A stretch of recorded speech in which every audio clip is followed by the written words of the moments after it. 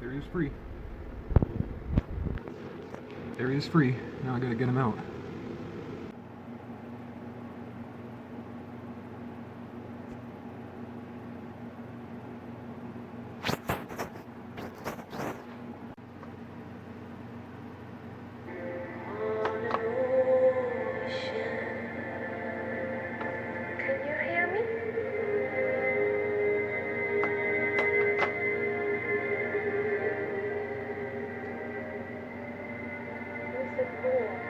The blood was real.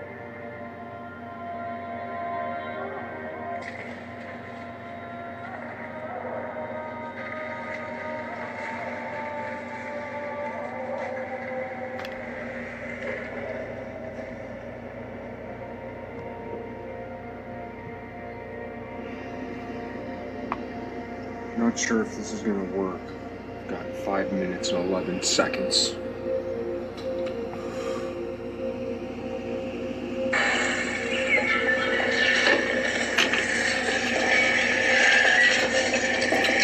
Another party? Sorry?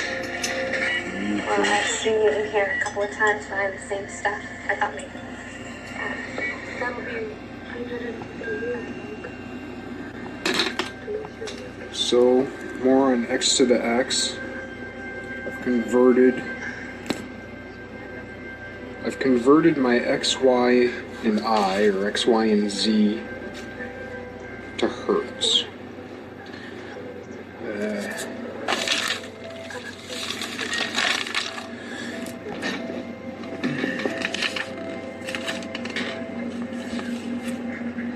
For the, my units are the size. This is my scale, and each of these is essentially a 1/4 inch. And so my unit of 1 in 20 seconds, not 20 seconds, but 20 seconds, 2. My unit of 1 here is 5 inches. So I have -3 to 3. So from -3 to 0, I have 15 inches.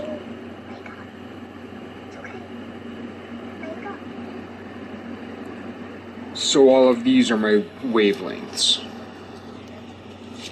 This is a wavelength, this is a wavelength, this is a wavelength, this is a wavelength, this is a wavelength, and I've converted these numbers into hertz. I've been doing this for like a month. A month ago, I started other pages that eventually became these pages, just using a calculator of x to the x in 20 seconds, single units.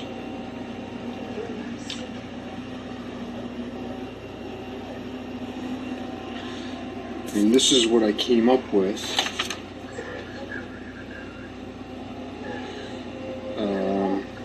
Up to my 34th frame. And this is what it looks like on a spectrograph after I've converted my wavelengths to hertz. And up to the 17th frame, there's only 1 tone, because above that, my hertz maker on my phone only goes up to 22,000 hertz. So at the 17th frame, I go, like, I get X all the way, I get Y after the 17th frame, and I can't remember what frame the I component comes in, which I'm treating as a Z for now. So, here we go. Play.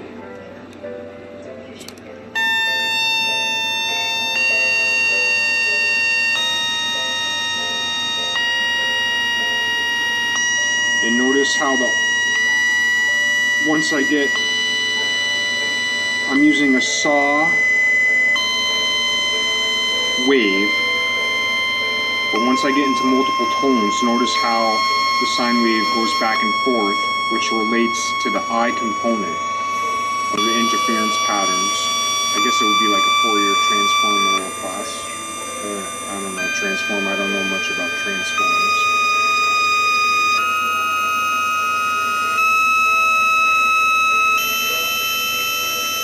But notice the peculiar geometries of overtones. Some of that's from the saw wave.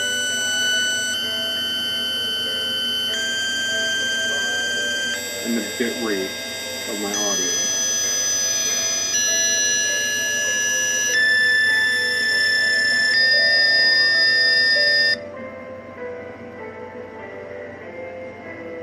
One more time.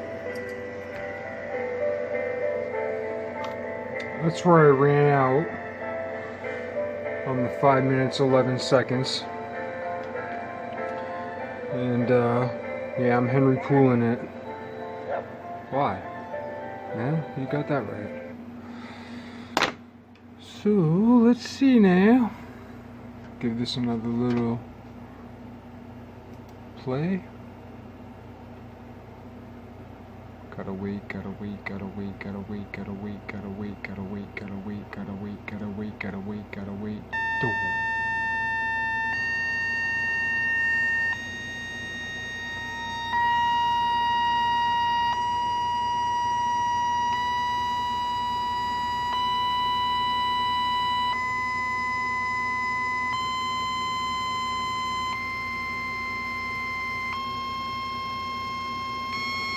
My decibel measure might be wrong.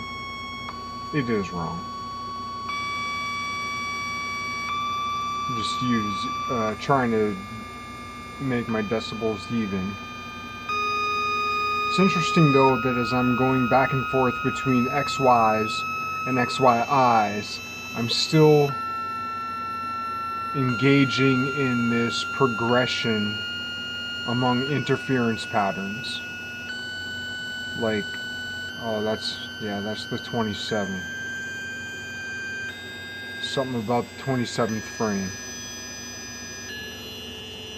It's like you can hear it, which of course is 3 to the 3rd.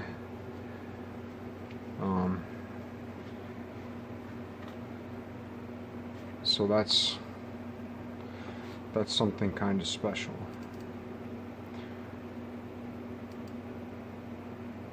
Three to the 3rd in 20 seconds units starting from -3. I don't know if I'll ever figure that out. So in the video that I made before, I was interested in the peculiar geometries, and it reminded me a little bit of my ABBA pattern, which displays peculiar geometries depending upon the way in which you're looking at it. So here, the strong diagonals are not shown, but from this angle, you get these strong diagonals that only appear depending upon the angle in which you're looking upon it. So certain waves, and that has to do with the idea of a hypersaturated pattern. Like certain waves, certain circularities, certain lines come about depending upon your direction. And what I like about this image, this painting I made, which took me several months, is that with 4 colors arranged in a particular pattern, you get waves and lines and essentially circles. But it really depends upon your angle.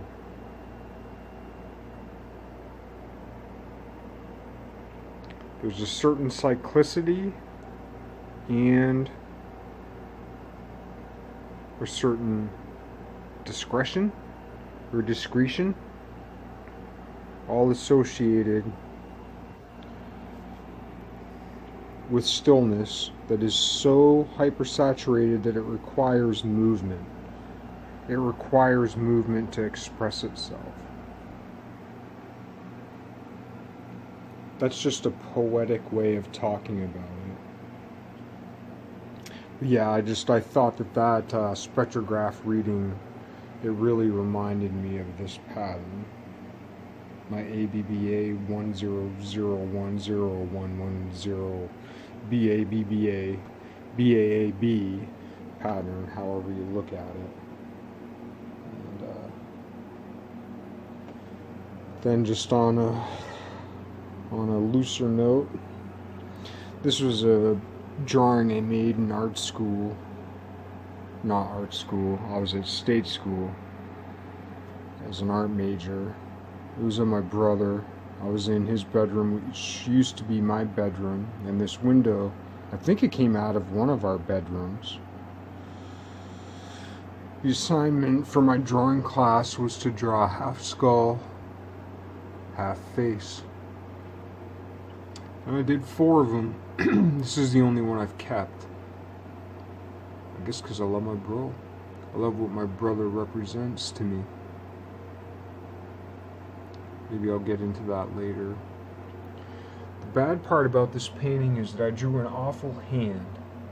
It's a hand holding a book because I was drawing my brother as he read. It was a nice way for him to be still while I drew a picture of him, half of his face, while I drew the skull part later.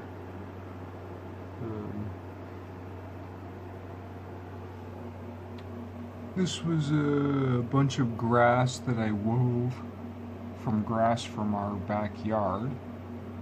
Later it dried and browned. Seemed a nice place to put that. In the middle here, there's a piece of foil. I think it came from a book. Anyway, you can't really see it, but it says Becoming. And I was thinking of the Pantera song, Becoming. Little then did I know of Abraxas, or teleology. Not to say that I worship that, but it's had a strong impact upon me. There was a point where up here somewhere I'd had 3 little strings from a mop. Those have vanished. I don't know what became of those.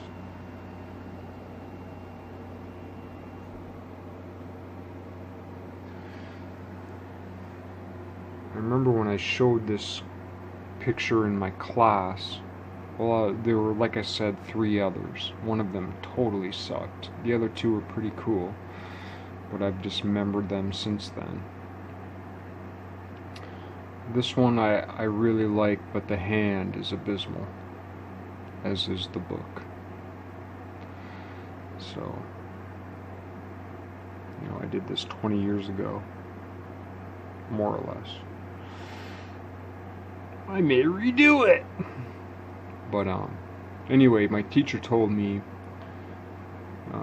there was another student in the class, and it was just supposed to be like a picture of an image, but I really, when we were in the colloquium, when we were in the critique phase, I mentioned mostly about the symbolism of why I did it the way I did, and my teacher told me that I kind of touched another student, a little bit younger of a student, in a way, or like that I awakened something in her. Not awakened, I can't remember the word she used.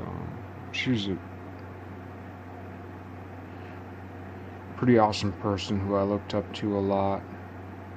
I'll talk more about her later, not now. But anyway, this represents a lot of things to me, and I put it here because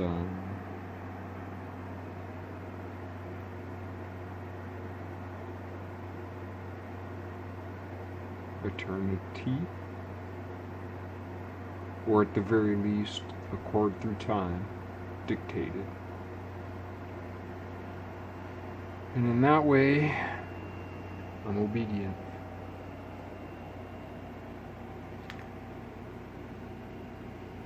For better or worse.